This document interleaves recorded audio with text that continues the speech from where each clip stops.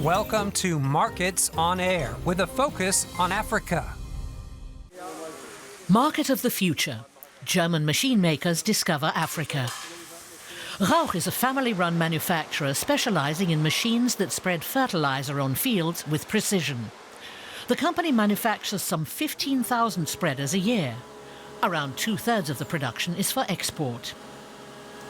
In recent years, exports have increasingly gone to African nations like Angola. Prices for fertilizer are on the rise there, and farmers are looking for ways to minimize fertilizer use in an effort to cut costs. It's the market of the future, especially when you consider how great the unmet need is across a huge range of areas. Then there's population growth, which will also be significant in the next 30 years. Some 20% of all German exports to Africa are made up of machinery and equipment. And around 14% of that machinery is used for food production. That's followed by construction machinery at 12%, while production equipment like conveyor systems makes up nearly 10%. Drive technology used in trains and buses also plays a big role in exports, along with refrigeration technology. German machine makers have increased their exports to Africa by 60% since 2005. Last year alone, Germany exported machines and equipment worth €4.5 billion to Africa.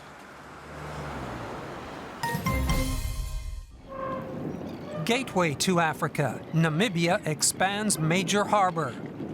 It's the biggest infrastructure project in the country. Namibia is putting the equivalent of nearly €300 million into expanding the country's most important port. A brand new deep-sea terminal is taking shape at Walvis Bay. The old port has been bursting at the seams for years, and container traffic is expected to more than double by 2018. Only around 20% of the goods passing through here stay in Namibia. The rest goes to neighboring countries. The head of the Port Authority says this is the best location in southern Africa. The good thing about the port of Walvis Bay, particularly for cargo coming from Europe and the two Americas, is that it is the first port of call into southern Africa. Therefore, if you import something from Europe or from Americas, you come to Walvis Bay, get the commodities into SADC by road. Besides raw materials, Walvis Bay is increasingly handling machinery, chemicals, and automobiles. German shipping line Max Shipping has already increased its services to Walvis Bay. We saw extreme growth in the market, and there still is amazing potential, especially in inner Africa, where a lot of mines are operating and are opening still. But it'll take more than just a port expansion to attract new freight customers to Namibia. So the country is improving its overland connections. The Trans-Kalahari Highway already connects Walvis Bay with the region's key market, the area surrounding South Africa's business capital, Johannesburg.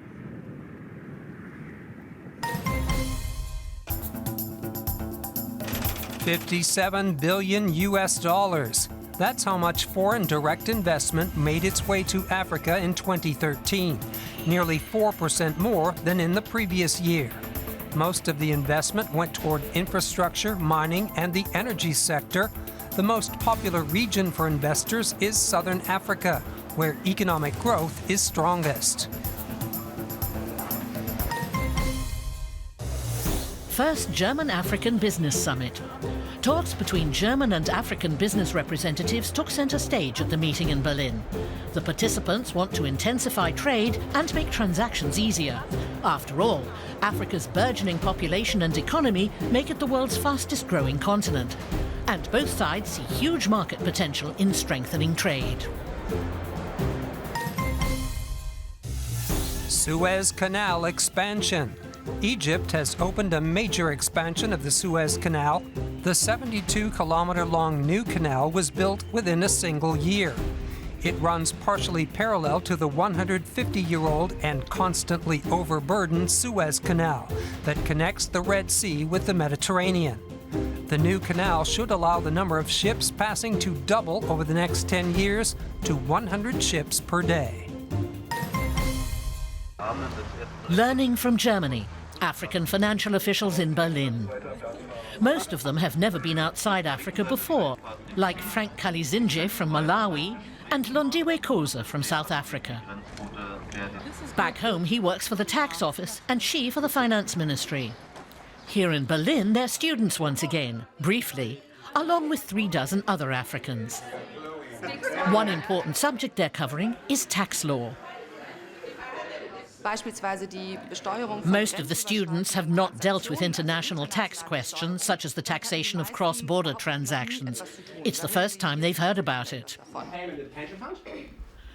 The guest students say they'll take what they learn about taxation here in Germany back to their home countries, where many people associate taxes with graft and corruption. I think from a government perspective, we need to start educating people in terms of how we're spending the money and where the money actually goes to, just to ensure that people who actually receive the money are actually spending it for the right cause. Most of the people back home, they have a negative perception of taxation, and therefore, in the end, we have low compliance. They simply think taxes are just a form of government stealing from people. They do not appreciate the fact that taxes are for them. Like the taxes that pay for this student dorm they're staying in. Soon, though, these students will be returning to their working lives in Africa. That's me now going to grab the paper. And that was Markets on Air, with a focus on Africa. My marketing.